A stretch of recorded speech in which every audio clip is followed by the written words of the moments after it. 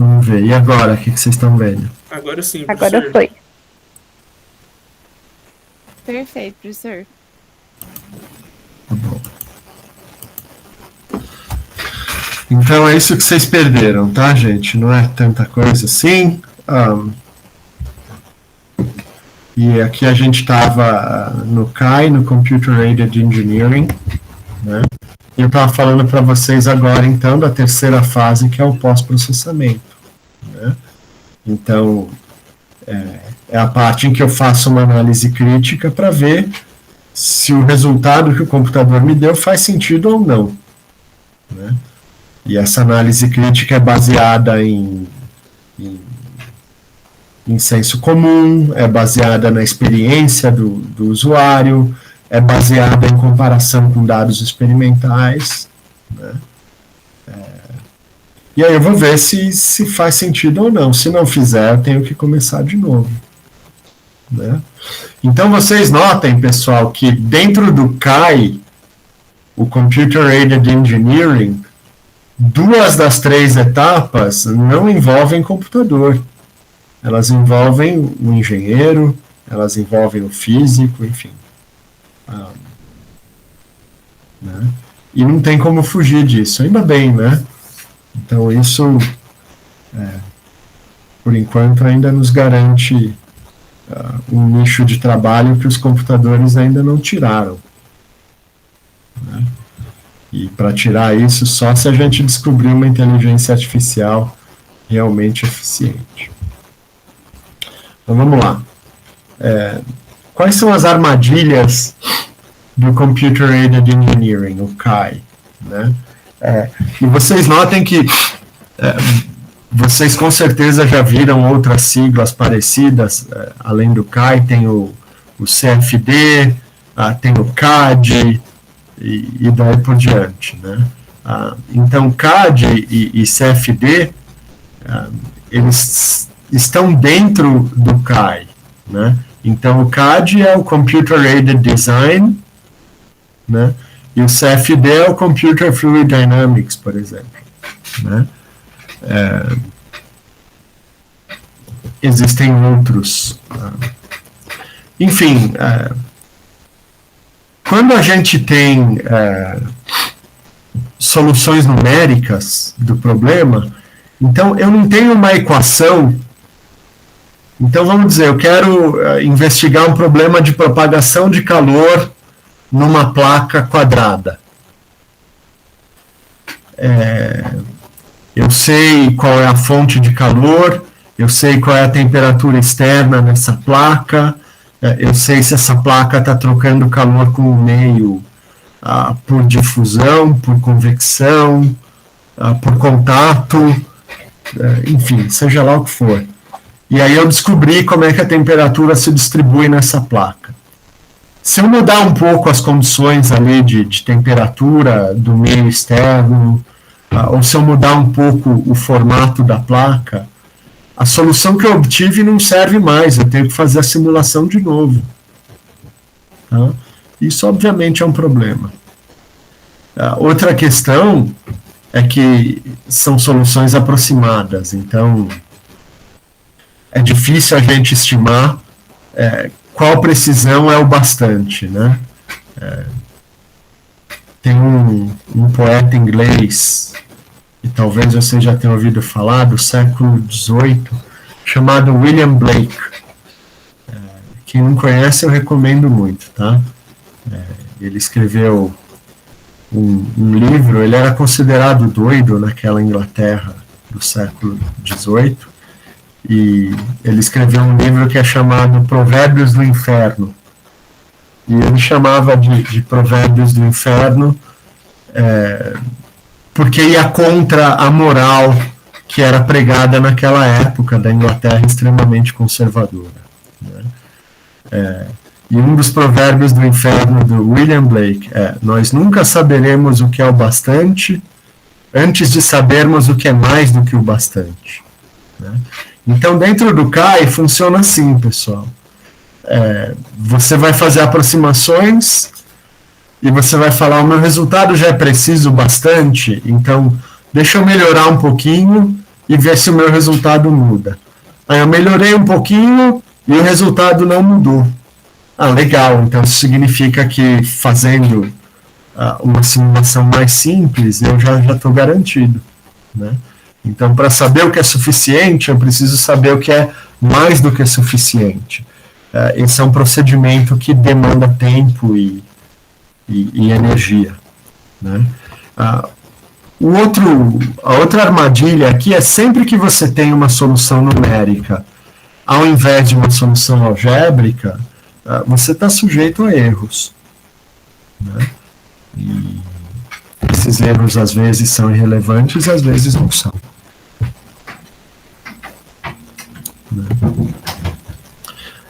E, bom, um grande problema no CAI ocorre na interface entre o computador e a cadeira, né? O que tem na interface do computador com a cadeira, pessoal? Eu. Isso, somos nós, ali, né? Então, erro na construção do modelo físico. Então, você faz um modelo de transmissão de calor linear dentro de um regime que não é linear, por exemplo, né? Erros grosseiros. Então, existe um caso famoso de um avião construído nos Estados Unidos e parou num aeroporto no Canadá para abastecer. Para quem não sabe, no Canadá eles usam um pouco mais o sistema métrico do que nos Estados Unidos, e quando eles viram no manual a capacidade do tanque de combustível, eles pensavam que estava em litro, então colocaram ali uma quantidade de litros, mas na verdade era em galões, né, que são quase 4 vezes mais do que um litro. Então o avião ficou sem gasolina no meio do voo e o cara teve que fazer um pouso de emergência. Então isso é o que eu chamo de erro grosseiro, né? Então a gente tem que estar atento a esse tipo todo de problemas aqui quando a gente recorre ao CAI, né? Nesse artigo aqui, Computer Misuse, Are We Dealing with a Time Bomb? Ele cita 52 casos de erros em CAI, em Computer Aided Engineering, que resultaram em atrasos na obra. Em alguns casos resultaram até no colapso da obra inteira, né? Desses 52 casos analisados, 30 ocorreram por erro do usuário, né? O cara que estava usando o software fez alguma besteira, né? Em 13 casos foi erro do software. Então o usuário não errou, mas os programadores que fizeram o software não haviam identificado algum erro. Em 7 casos foram falhas de equipamento ou de materiais, então os caras usaram material que não era tão bom para fazer a obra, e aí o CAI não tem nada a ver com isso. E 2 foram outras causas, sei lá, enfim, um terremoto ou alguma coisa assim. Bom, então de 52 casos, 43 são erros humanos, né? E só 9 são erros que não são humanos. Isso é importante para a gente ter em mente. Então, o que eu quero dizer para vocês, pessoal, é que quando a gente busca o computador para fazer soluções, principalmente quando você tem o código computacional pronto para usar e você é o usuário, aquele programa acaba virando uma caixinha preta se a gente não estudar a teoria com cuidado e não compreender essa teoria com cuidado, né? Então, por isso, é importante que vocês tenham em mente que não basta eu sair pegando o código e simulando, né? A gente precisa ter um entendimento do método que está por detrás daquelas simulações. Muito bem.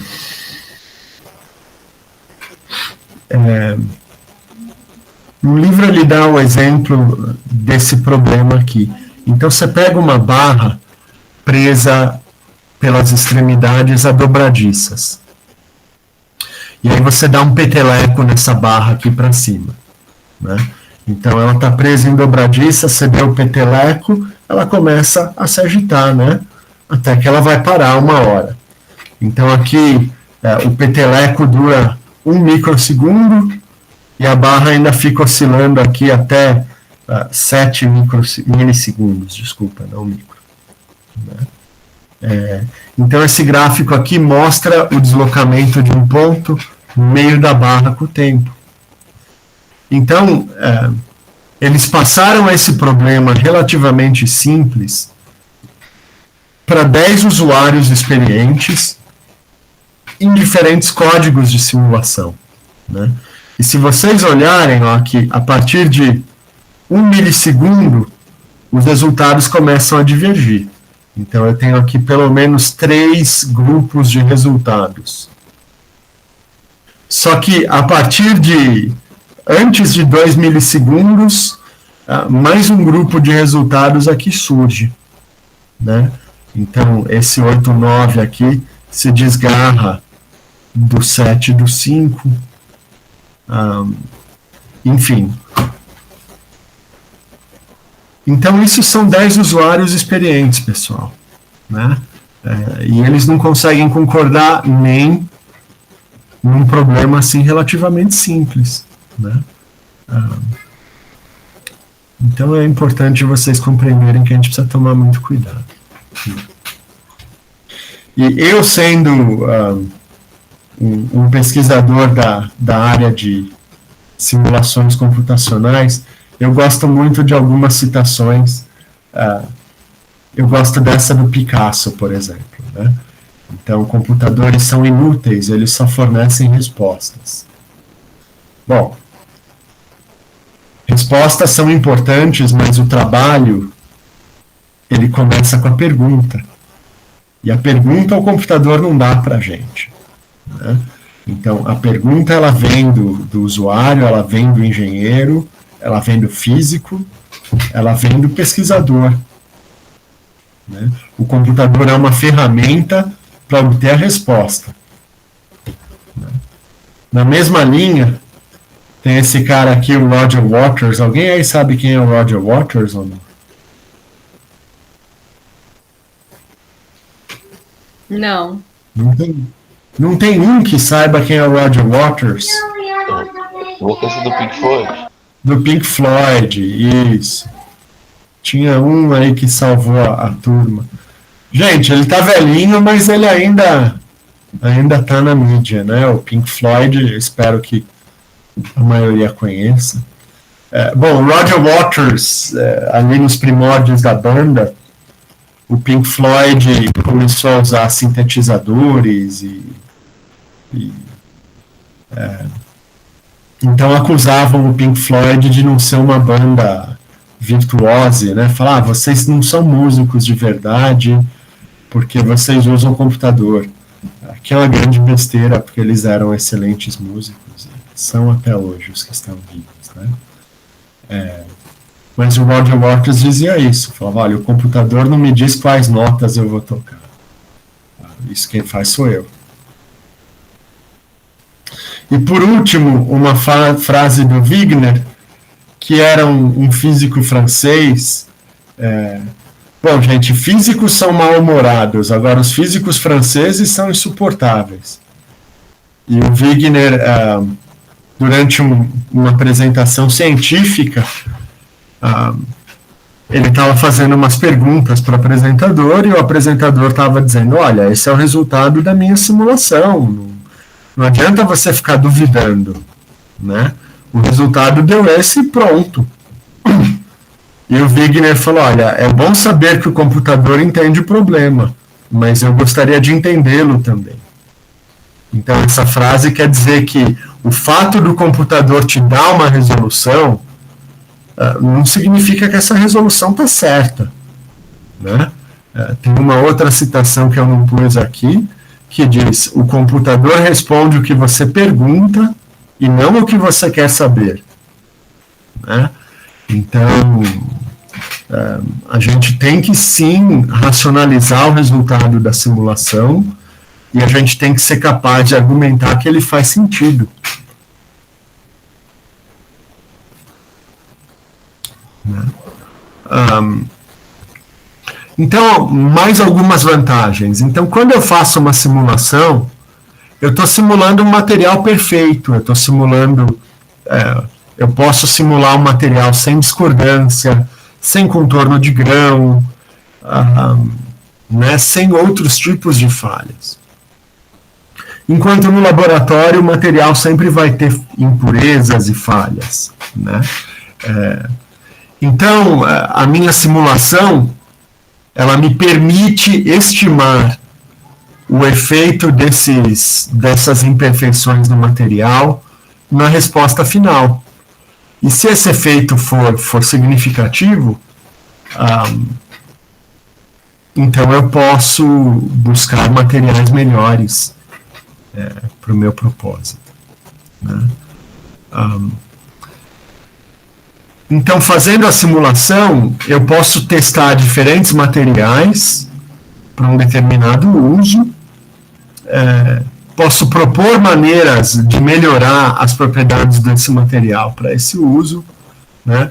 Fazendo isso tudo de forma que eu poupo custos, né? Então, eu não preciso fazer um protótipo para cada material que eu vou testar. Eu vou fazer o protótipo só com os materiais que forem mais promissores. Né? Bom, evitar falhas, né? Prever o comportamento do material. Então, o que acontece com aquela ponte se tiver um terremoto? O que acontece com aquelas peças quando houver dilatação térmica? Né? E por fim, ganhar conhecimento básico sobre a matéria, né? Lembrando que quando os físicos e químicos ali do começo do século XX desenvolveram a física quântica, eles não imaginavam que a física quântica ia resultar no chip de computador, nas lâmpadas de LED, nos painéis fotovoltaicos, e daí por diante, né, nos sensores fotoelétricos, enfim. Mas resultaram. Então, o conhecimento básico sobre a matéria e sobre a física que aqueles pesquisadores desenvolveram, anos depois, e nem tantos anos depois assim, né? Então, a equação de Schrödinger, ela é de 1924, e os primeiros transistores, eles foram feitos no final da década de 40, ou seja, pouco mais de 20 anos, né? Só que se não fosse um conhecimento de física quântica, os transistores não existiriam. E o pessoal que já fez PEMO está aqui para não me deixar mentir, certo, gente?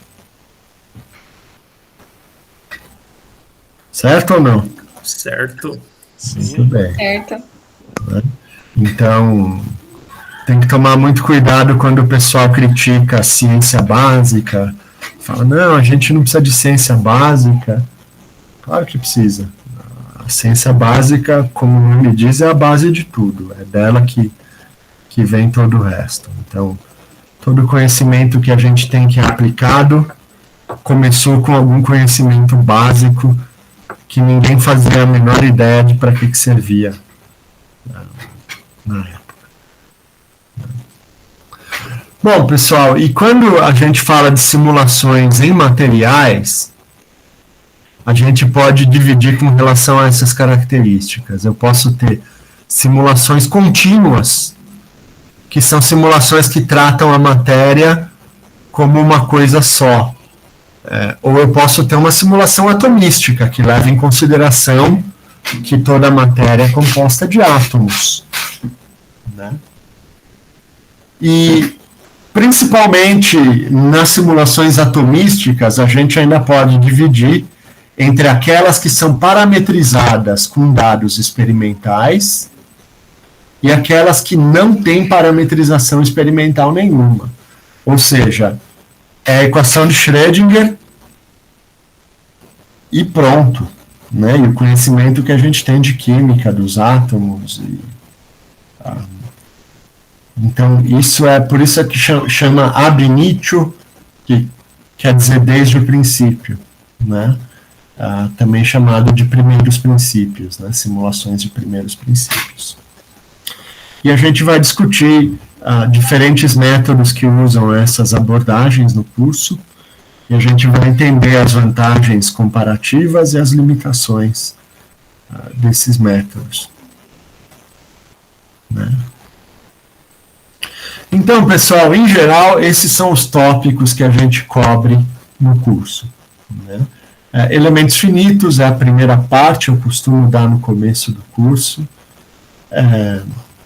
Monte Carlo clássico e dinâmica molecular clássica. Então, o método de elementos finitos, ele é chamado de um método contínuo, né? Então, quando eu simulo uma placa no método de elementos finitos, eu não levo em consideração que essa placa tem átomos lá dentro, né? E por isso o método de elementos finitos, ele me permite simular um carro, para eu saber como é que esse carro vai responder a uma colisão. Eu posso simular um avião, para saber como é que vai ser a hidrodinâmica desse avião, como é que vai ser a distribuição de cargas elétricas desse avião, caso um raio o atinja. Então vocês imaginem quantos átomos a gente tem ali numa ponte ou num avião, né? Então o método de elementos finitos, ele é contínuo. O método de Monte Carlo e o método de dinâmica molecular clássica, eles são atomísticos. Então, a gente sabe que a matéria é composta de átomos e a gente vai levar isso em consideração. Agora, a gente diz que são métodos clássicos porque eles não usam a equação de Schrödinger para tentar descrever o comportamento desses átomos. Eles usam as equações de Newton.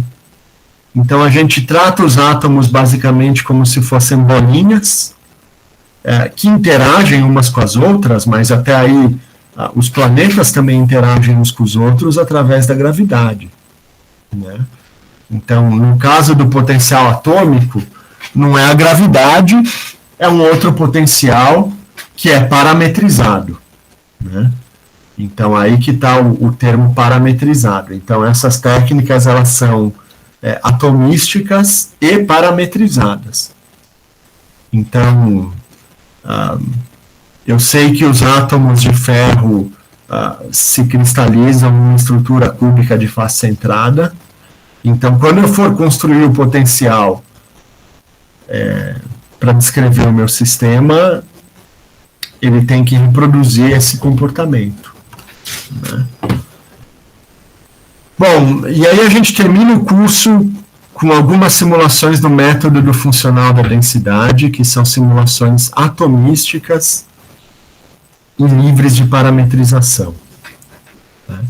Então, isso daqui tem alguém entrando aqui no... Permitido. Guilherme chegou atrasado. Bem-vindo, Guilherme.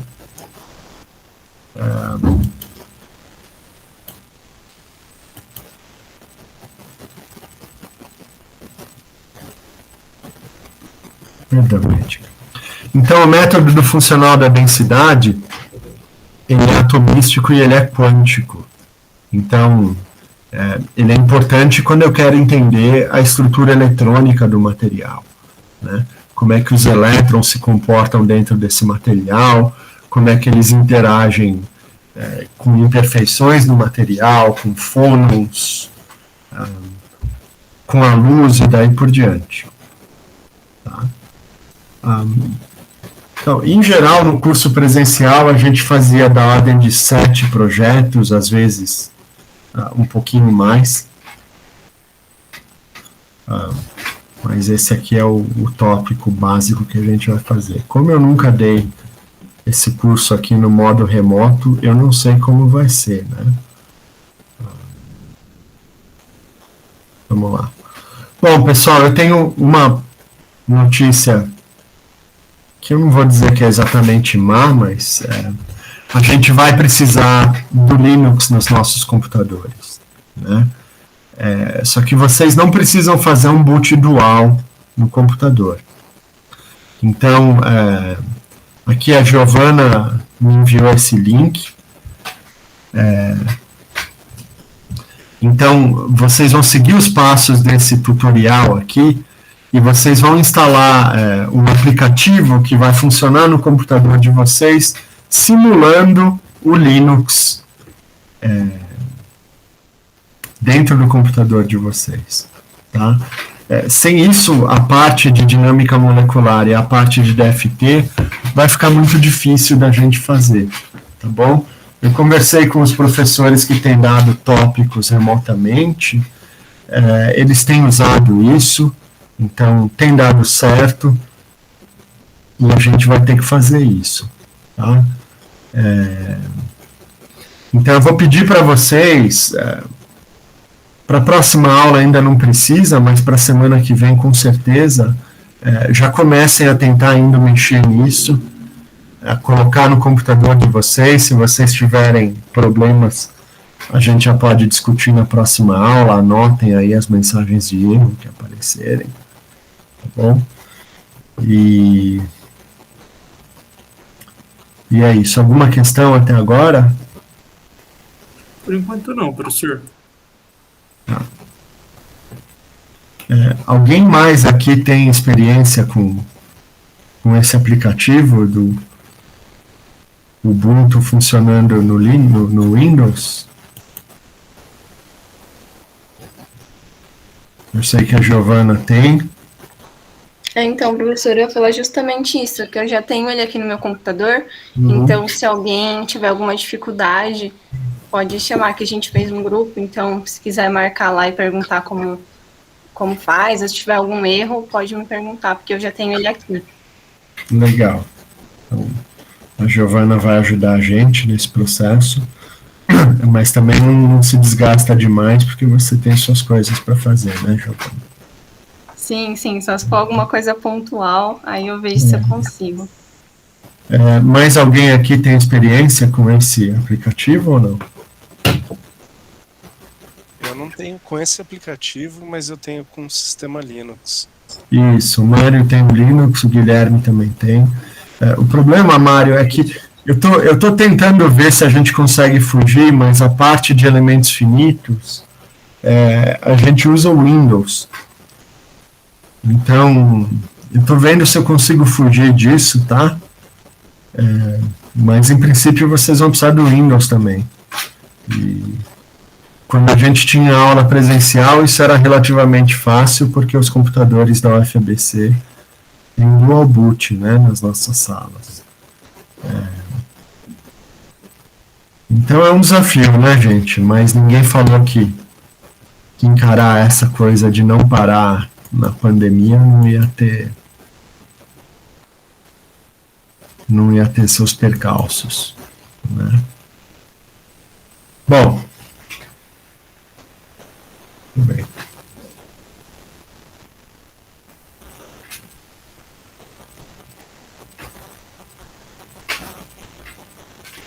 Bom, pessoal, então cá em materiais, a grosso modo, o que eu quero saber é quando existe algum estímulo externo num sistema, esse sistema responde, né?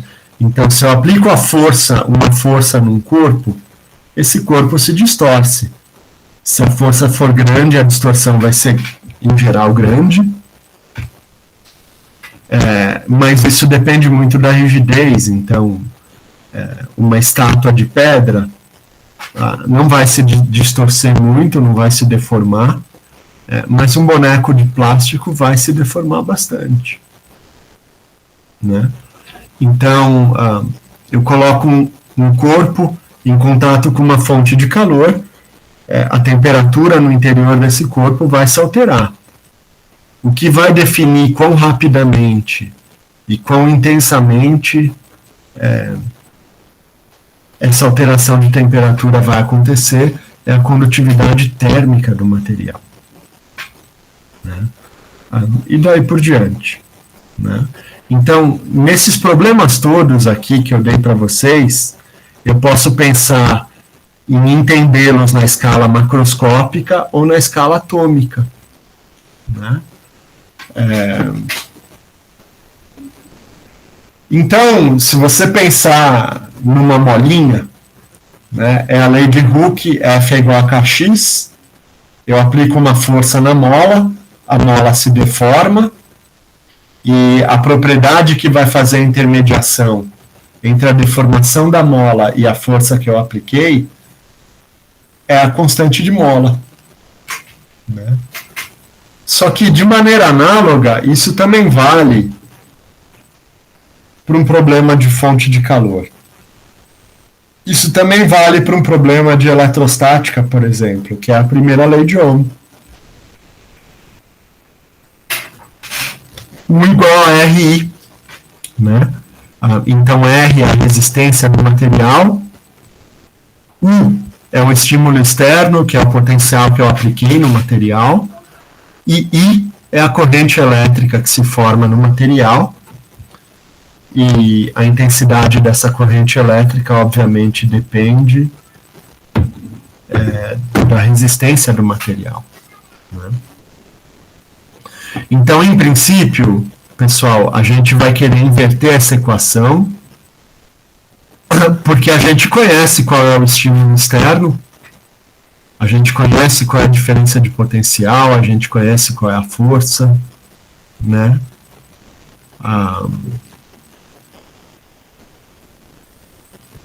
O que a gente não conhece é a resposta do sistema, é esse U.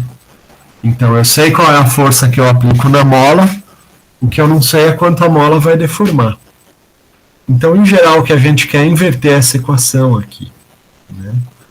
Mas, no mundo real, essas equações que eu escrevi aqui, elas não têm essa cara bonitinha, F é igual a kx.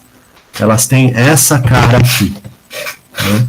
Que é uma diferencial parcial de segunda ordem, inhomogênea ainda por cima, né? Então, aqui nesse curso de tópicos, eu não vou mostrar para vocês como essa equação aqui, cabeluda, fica nesse esquema aqui, muito mais palatável, tá? Isso eu faço no curso de elementos finitos, aqui no nosso curso. Eu não vou entrar nesse detalhe, porque a gente precisa de mais tempo para desenvolver isso. Tá? Mas eu deixo como bait, para ver se vocês se estimulam para fazerem elementos finitos aí no futuro próximo. Bom, a técnica de elementos finitos, ela é extremamente usada na indústria e mesmo aqui no Brasil. Eu tenho certeza que muitos de vocês já entraram em contato com isso, né? Então, como eu mencionei para vocês, eu posso simular o chassi de um avião. Então, eu posso querer saber como é que carga elétrica se distribui no caso de um relâmpago atingindo. Eu posso querer ver como é que vai ser a distribuição de calor devido ao atrito desse avião voando aí no ar, né? Eu posso querer saber como é que vai ser a hidrodinâmica, né? A aerodinâmica do avião. Eu posso estimar como é que vai ser a deformação de um carro que se colide com um obstáculo. Eu posso querer simular a pressão atmosférica dentro dos vasos sanguíneos de um coração.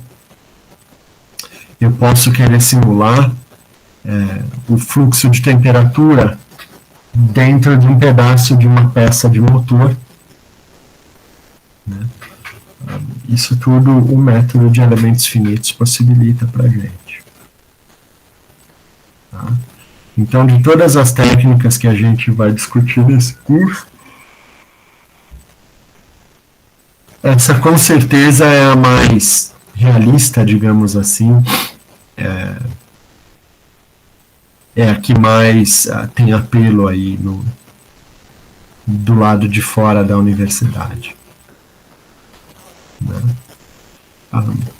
Então a gente pode exemplificar essa diferença de novo entre o mundo microscópico e o mundo macroscópico, pensando na condutividade elétrica. Né? Então vocês lembram ali do ensino médio que a primeira lei de Ohm era U igual a RI. Né? Onde esse R, que é uma propriedade intrínseca do material que você está analisando, é a resistência elétrica, ela depende do comprimento do fio, ela depende inversamente proporcional à área da seção transversal do fio, e ela depende também desse parâmetro aqui, o ρ, que é a resistividade elétrica. E cada material tem um ρ diferente, então aí não importa o tamanho do fio, não importa a largura do fio. Se for um fio de cobre, o ρ do cobre é tabelado e é conhecido. Né? É claro que esse ρ pode variar um pouquinho de uma amostra de cobre para uma outra. E essa é outra questão. Tá? Mas o ponto é que esse valor aqui é conhecido experimentalmente. Agora, se eu quiser entender por que o ρ do cobre tem um valor e o ρ do alumínio tem outro, eu não posso fazer uma simulação por elementos finitos, eu tenho que fazer uma simulação atomística, porque a origem da diferença desse ρ é atomística. Né? Agora, se eu não vejo um grande problema no meu material, né, todas as amostras de cobre que eu tenho apresentaram um ρ parecido, então eu vou ficar com ele. Né? Eu vou usar esse dado parametrizado e aí eu posso fazer as simulações por elementos finitos. Então, vamos olhar o que ocorre na escala atômica. Né? Então, quando a gente fala de um material, grande parte dos materiais que a gente estuda tem uma estrutura ordenada dos seus átomos, né? Uma estrutura cristalina, que basicamente é um arranjo atômico que se repete perfeitamente em todas as direções. Então a gente tem aqui uma célula unitária, e se ela se expandisse por todo o espaço aqui, eu teria o material que eu estou interessado. Né? Então, alguns exemplos aqui. No caso do diamante ou do silício, a célula unitária deles tem essa cara aqui, né? Que é uma cúbica de face centrada com 2 átomos na base. Se a gente pega o sal de cozinha, o NaCl, a estrutura cristalina dele é uma cúbica, né? Uma cúbica intercalada, cubos de cloro e de nitrogênio se intercalando. Né? E aqui mais um último exemplo, você pega o óxido de zinco, ele tem uma estrutura hexagonal. Né? Outros materiais têm essa estrutura hexagonal, é o caso da ametista, do quartzo, né? E por isso eles formam aqueles cristais bonitos que todo mundo aqui já viu algum dia. Né? Bom, mas quando eu falo de estrutura cristalina, eu posso ter defeitos nessa estrutura cristalina. Eu posso ter vacâncias, eu posso ter interstícios, eu posso ter antissítios, eu posso ter impurezas. Isso sem falar nos defeitos macroscópicos ou grandes, né? Que a gente já mencionou, são as discordâncias, são os contornos de grão, e daí por diante. Né? Então, essas impurezas no material, elas acabam espalhando os elétrons. E é por isso que existe resistência elétrica no material, né? Então, se eu tiver um material com muitas vacâncias, muitos defeitos, a condutividade elétrica dele vai ser reduzida, né? E se é esse o problema que eu quero investigar, aí eu tenho que sair desse método de elementos finitos e procurar outro método, né? Então, aqui mostrando o movimento do elétron, como ele vai colidindo nas impurezas do material, até escapar.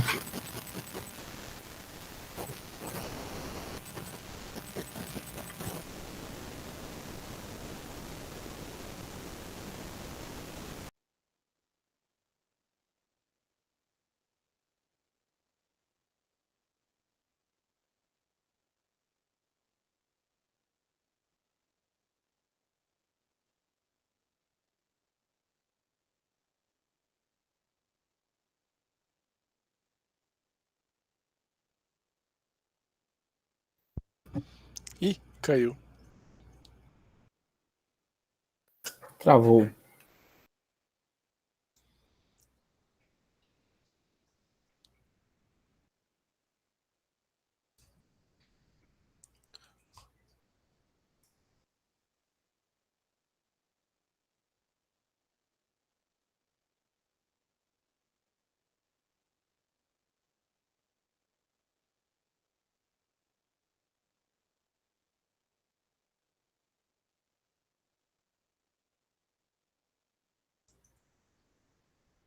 Eita, tá gravando ainda.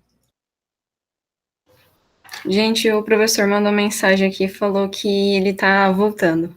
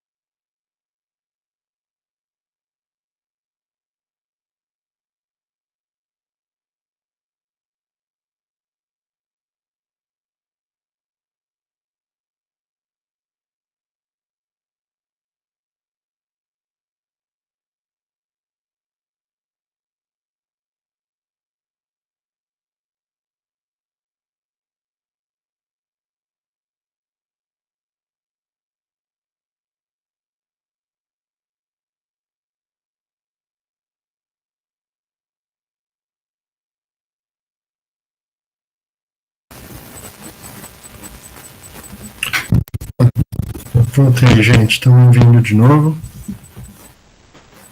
Sim, professor. Bom, eu voltei com a internet do celular.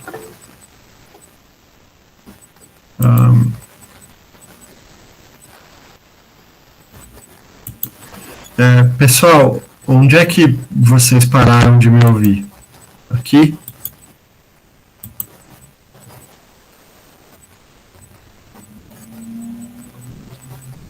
Professor, não tá compartilhando a tela. Ah, sim. Vou compartilhar de novo.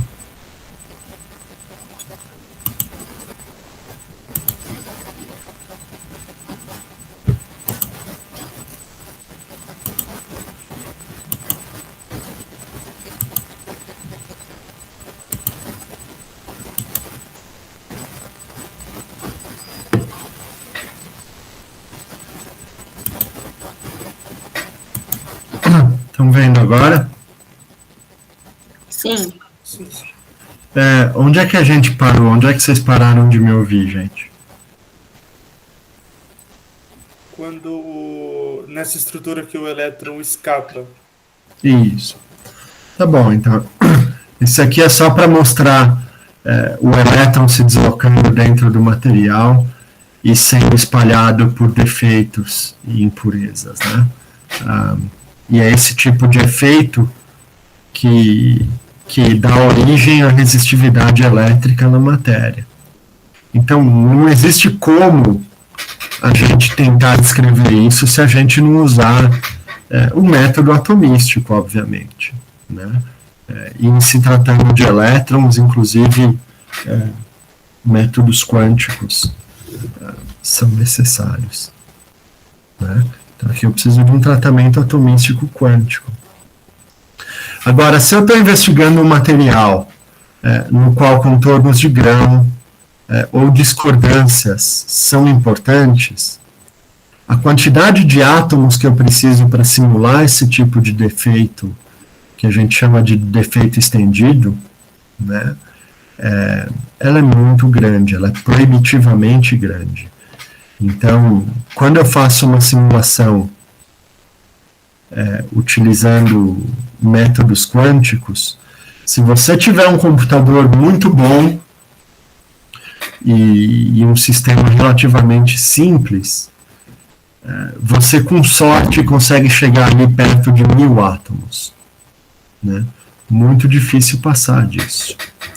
Agora, 1000 átomos, pessoal, não é nada. Vocês concordam comigo? Concordo. Quem lembra aqui mais ou menos qual que é a densidade de átomos por centímetro cúbico ou por metro cúbico num material cristalino comum?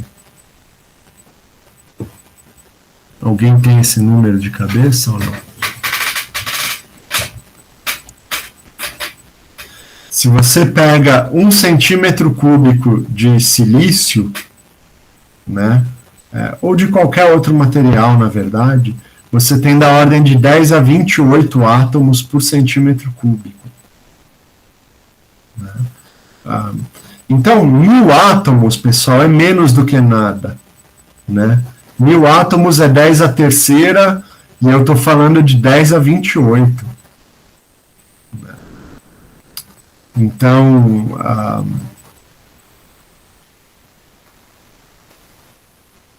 para fazer esse tipo de análise de sistemas com defeitos estendidos, a gente precisa de uma técnica computacional que seja menos demandante, que me permita utilizar mais átomos.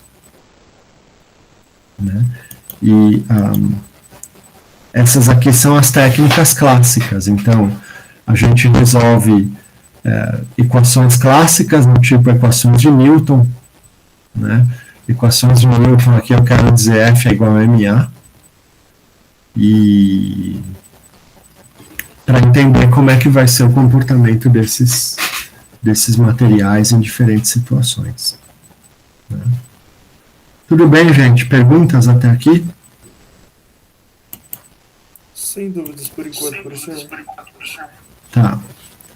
Bom, avaliações, pessoal. Vocês vão ter esses roteiros, vocês vão ter que escrever um relatóriozinho e vocês vão me mandar. E vocês vão fazer um seminário em grupo e eu já vou explicar como é que isso vai ser. Antes da gente prosseguir aqui, eu preciso falar com vocês com toda sinceridade. Esse esquema que a gente teve que adaptar, né, das aulas remotas, ele tem diversos custos para vocês, sobretudo, né? A gente teve que abrir mão de muitas coisas, vocês também. Uma das coisas que a gente perde como professor são ferramentas de avaliação. Né? Então, a avaliação feita nesse formato ela é muito incompleta. Né? E é muito importante que vocês façam o trabalho de vocês, né? Discutam uns com os outros, conversem, tirem dúvidas, trabalhem junto. Tudo isso é válido. Mas na hora de pôr no papel, né, ou na hora de pôr no software, tem que ser as suas ideias, a sua exposição, a sua redação do texto. Tá? Se eu pegar trabalhos em duplicidade, de maneira que fique evidente que há ali uma semelhança além do razoável, eu vou dar F sumariamente e vou reprovar os alunos envolvidos, seja quem emitiu a cópia, seja quem copiou. Tá? Isso é inegociável, pessoal. O que é negociável é, professor, estou apertado, olha, não vou conseguir entregar hoje, dá para a gente pensar em um novo prazo? Dá, a gente conversa, né? Dentro do razoável, tudo é possível. Tá? Apenas não sejam desonestos, porque isso vai ter consequências, é ruim para todo mundo. Tá bom? E não tem necessidade de fazer isso, basta vocês se esforçarem nesse curso aqui. Bom, então, pessoal, a gente vai usar aqui bastante Professor, essa... Pois não? uma dúvida. Então, o seminário final vai ser em grupo e os outros relatórios vão ser individuais. Isso. São quantos relatórios? E o peso das atividades? Quem está perguntando? Maiara. Maiara. Bom, Maiara, vamos lá. Como eu falei para vocês, quando eu dava presencialmente, eu costumava fazer 7 relatórios. Eu não sei se a gente vai conseguir a mesma coisa remotamente, tá bom? O nível de dificuldade desses relatórios não é todo igual, o tamanho dos relatórios não é todo igual, então não faz muito sentido você falar em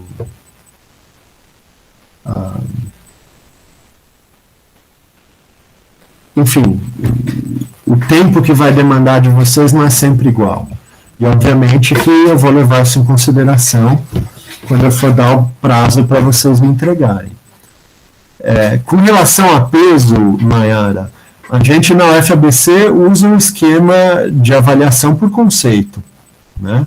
Então, eu não entendo como é que eu falo, o seminário vai ter peso 2, como é que eu faço a média de 7 relatórios e um seminário. Então, sei lá, o seminário vai ter peso 3, então seriam 10 notas para você. Aí você tem 3 Cs, 2 Ds, 2 Bs e assim por diante. Como é que eu vou tirar a média disso, Mayara? Não existe isso, né? Então, a avaliação de vocês é feita com base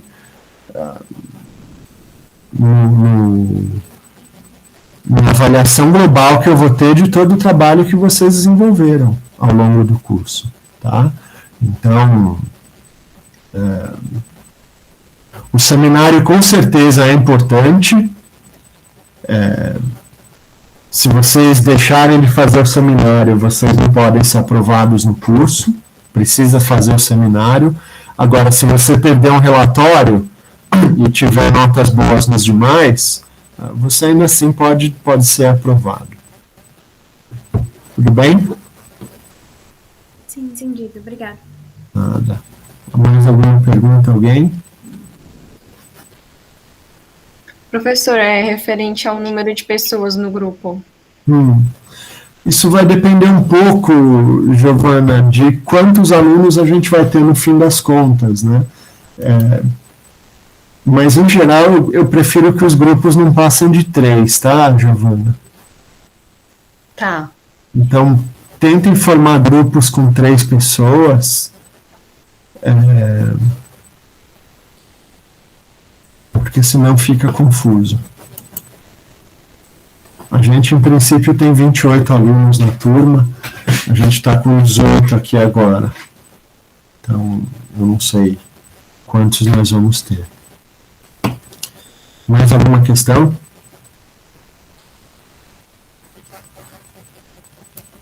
Bom, então, como eu estava falando para vocês, esse site aqui é um site muito legal, o NanoHub. Ele tem uma série de tutoriais e ele tem inclusive ferramentas para a gente fazer a simulação online, né, de várias técnicas. Então, eu estou vendo se eu consigo fazer o elementos finitos aqui no NanoHub e assim eu dispenso vocês de instalarem o Abacus no computador de vocês. Tá? Mas, enfim, se vocês clicarem aqui no NanoHub e vocês fizerem uma conta, ela é gratuita, vocês podem fazer a conta sem problema. Então, ele tem aqui uma série de recursos. Clica aqui em recursos, vocês vão ver. Deixa eu clicar aqui para... Aqui, ó.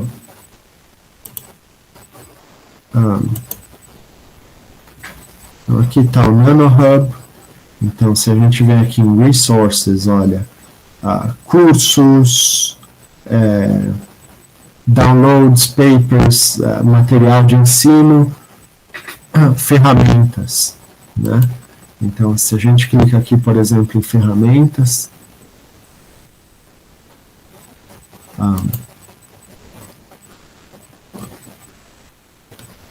tem um monte de diferentes tipos de simulações, né? Aqui, degradação de bateria, por exemplo. Né? Aí clica aqui.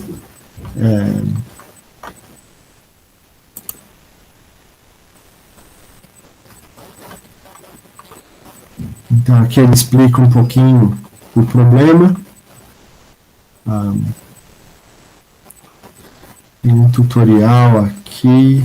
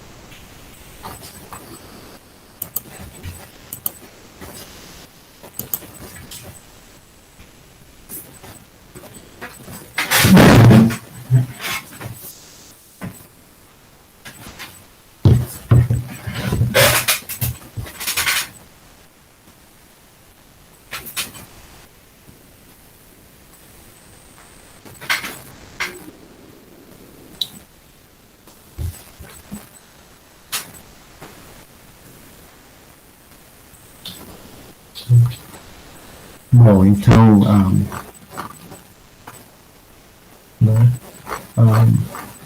vocês podem reproduzir essa simulação utilizando aqui os passos dados nesse tutorial. O que eu pretendo fazer com vocês, para dar um exemplo aqui, por exemplo,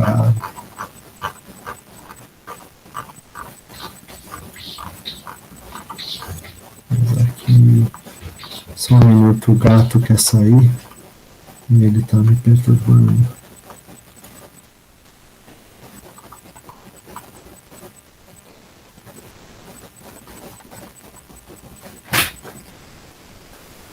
Aqui, dinâmica molecular.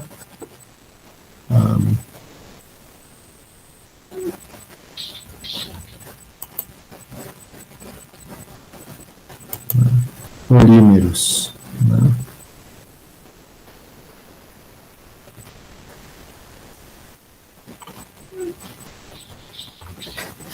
Só um minuto. Vai, gato, vai.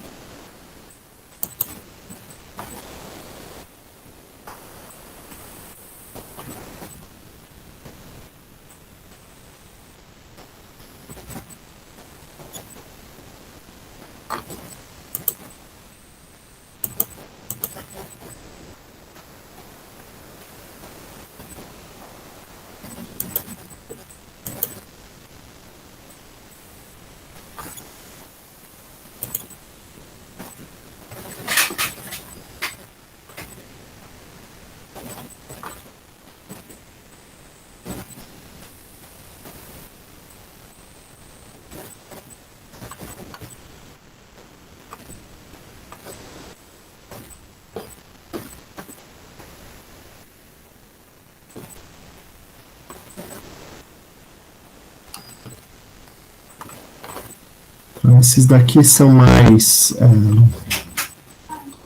esses aqui não são tutoriais.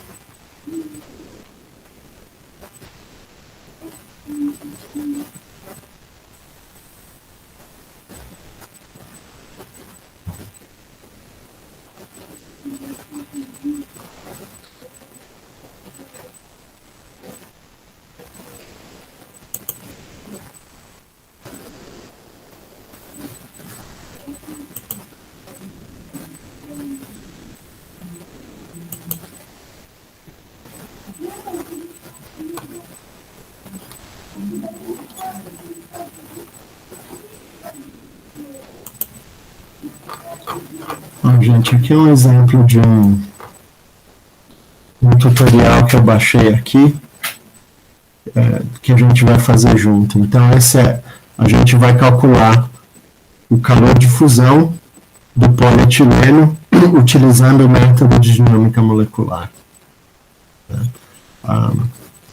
Então, aqui a gente primeiro vai pegar o polietileno amorfo, a gente vai fazer a simulação. Depois a gente vai repetir com o polietileno cristalino. Né? E aqui, então, o tutorial, vocês podem ver, ele descreve tudo aqui, passo a passo, como a gente vai fazer. Então, a minha proposta é vocês analisarem aqui essa página aqui. Vocês podem olhar esses tools e tentarem reproduzir uma simulação simples, tá bom? Não precisa de nada muito complicado. Agora, o que eu quero é que seja uma simulação que tenha começo, meio e fim, né? Então, vocês me mostrem alguma coisa dentro das técnicas que a gente vai usar, aplicadas a materiais, alguma simulação que tenha, que conte uma historinha, né? Então, existem aqui, olha, diversos, né, então, nanoclusters, enfim, nanobio, né, propriedades ópticas, vocês podem dar uma olhada aqui. Agora, não precisa ser necessariamente... vocês não precisam necessariamente fazer uma simulação. Vocês podem pegar um artigo,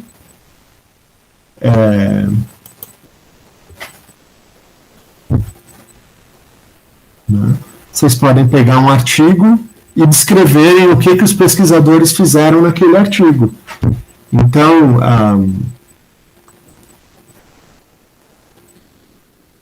em anos anteriores, eu já tive alunos que, por exemplo, quiseram fazer a simulação da distribuição de peso numa prótese de perna. Né?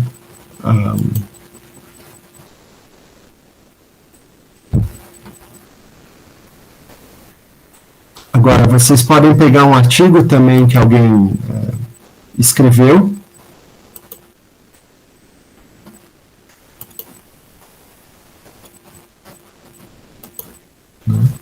então aqui está esse artigo, ó.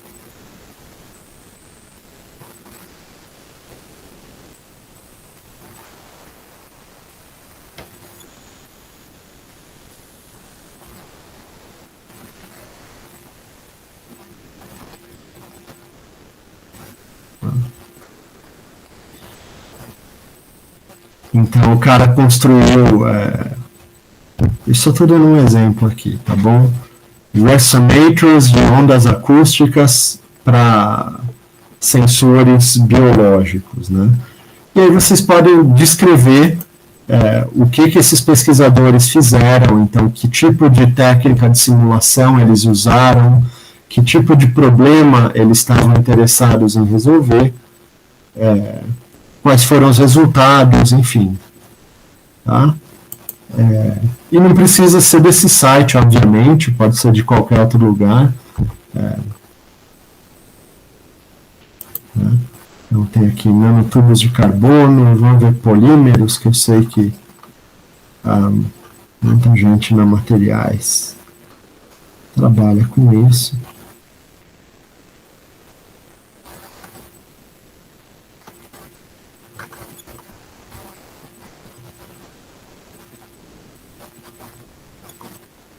O número aqui só tem 2.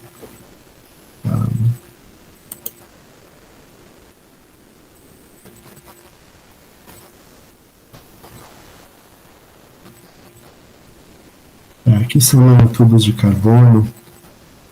Enfim, tem muito material aqui para vocês explorarem, tá bom? Então, eu vou passar para vocês um roteirinho, né? Então, aqui como funciona o NanoHub, né? Vocês clicam, então tem fluidodinâmica, tem elementos finitos, e se vocês tiverem dificuldade em achar um tema, podem falar comigo que eu ajudo vocês também, tá bom? Mas a ideia é que vocês achem algum tema que seja interessante para vocês, afinal, todos aqui aspirantes a engenheiros de materiais, né? Com certeza tem que ter algum tema que vocês estão interessados ou que já tiveram contato em algum momento, né? Mas o que eu quero ver nos seminários de vocês é vocês discutindo como uma técnica de simulação computacional é relevante para resolver um problema de engenharia de materiais. Tudo bem? Entenderam a ideia aqui? Sim, professor. Eu vou passar para vocês um roteirinho do que eu espero no seminário de vocês, né? Então, como eu disse, eu não quero que ninguém faça nada muito complicado, eu não quero que ninguém invente a roda, tá? Esse é um curso de graduação, é um curso introdutório, vocês não precisam sofisticar demais, tá? Ou vocês vão escrever um paper que foi publicado, que alguém já fez, na área de simulação computacional em materiais, ou vocês vão pegar algum código de simulação e vão fazer uma simulaçãozinha simples e explicar para a gente o que é que vocês fizeram e por que que isso é interessante. Tá? Então, apresentações aí de 15 minutos, não passando muito disso, né? 20 minutos estourando, e vocês vão colocar tudo no YouTube. Tá? E eu vou passar para vocês também um cronograma, então eu quero que vocês já vão pensando, antes de tentar formar o grupo, é interessante vocês tentarem pensar em que vocês querem falar. Então, vocês querem falar de semicondutor, vocês querem falar de fotovoltaico, vocês querem falar de polímero, vocês querem falar de cerâmica, propriedade mecânica, propriedade óptica, propriedade elétrica, né? Depois que vocês tiverem uma ideia do que vocês querem falar, é mais fácil a gente encontrar um grupo com interesses parecidos. Tudo bem, gente? Tudo. Tá. Bom, a bibliografia desse curso é complicada, porque como esse curso ele tem um espectro muito amplo, a gente não tem um livro só para ele, né? Então esses livros aqui de Computational Physics, eles têm de tudo, mas ao mesmo tempo têm de tudo de maneira muito pouco didática, eu acho. Eu vou recomendar para vocês, cada ponto que a gente for discutindo, eu vou recomendar para vocês alguns textos, além dos meus próprios slides. Tá? Agora, um livro só que tenha tudo que a gente precisa, isso é difícil. Tá? Então, algum material eu já deixei lá no TDIA, outros eu vou pondo e vou indicando para vocês. A parte de elementos finitos é esse livro aqui que a gente usa no curso de elementos finitos. Ele é bastante didático, Na parte de dinâmica molecular, eu tenho alguns papers ali no TDIA que vocês já podem baixar. E na parte de DFT, enfim, além dos meus slides, eu vou indicar mais alguns textos para vocês. Então era isso que eu pretendia passar por hoje, pessoal. Alguém tem alguma questão ou alguma colocação que gostaria de fazer antes da gente terminar a aula?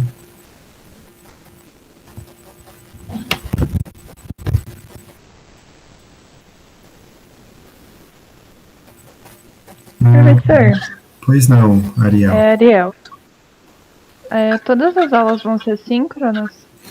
Pois é, Ariel, essa é uma grande pergunta.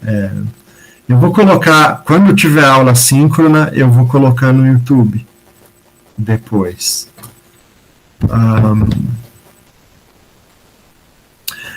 Agora, esse curso, Ariel, quando ele era presencial, muitas vezes eu dava a aula de teoria, depois a gente ia para o laboratório, eu explicava o que tinha que fazer, eu tirava dúvidas, e os alunos ficavam trabalhando ali no computador, né?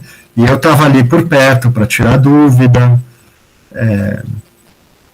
Então, eu acho que quando a gente chegar nessa parte de vocês fazerem as simulações, a gente não precisa dar aula síncrona. Eu fico simplesmente em stand-by, atendendo vocês conforme for preciso. Tá? Então, eu acho que a gente vai combinando se a aula vai ser síncrona ou assíncrona, conforme o curso vai andando. Tudo bem? Entendi, tudo bem. Mais alguma questão?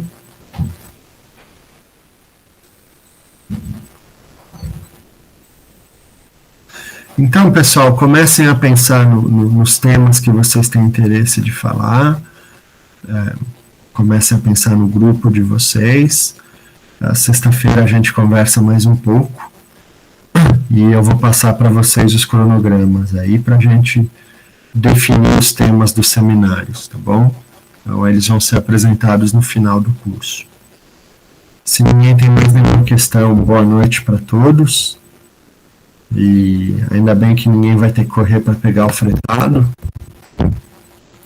E é isso. Boa noite. Boa noite, professor. Valeu. Boa noite. Obrigada, professor. Tchau. Boa noite, professor. Boa noite, professor. Obrigada. Boa Boa noite. noite.